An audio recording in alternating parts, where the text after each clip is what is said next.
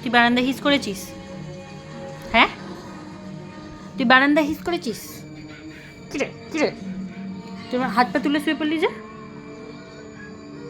অন্যায় করে আবার হাত পা তুলে শুয়ে পড়লি? একটা মার, একটু একটু সোজা হয়েছ, সোজা হয়েছ তুই। তুই হিস করে দাঁড়া দাঁড়া দাঁড়া, তুই বারান্দায় হিস করেছিস? তুই তুই বারান্দায় হিস করেছিস? হ্যাঁ, কিরে কিরে কিরে, বারান্দা দৌড়া দৌড়া দৌড়া, তুই বারান্দায় হিস করেছিস তুই? হ্যাঁ, দেখ কেমন হাত পা তুলে চিৎপাত হয়ে আছে।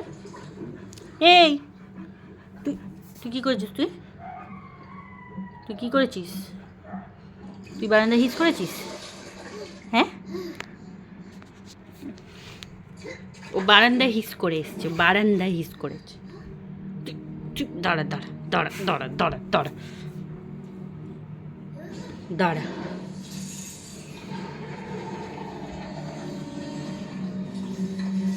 এই তুই তুই বারান্দায় হিস করলি কেন? তুই বারান্দায় হিস করলি কেন?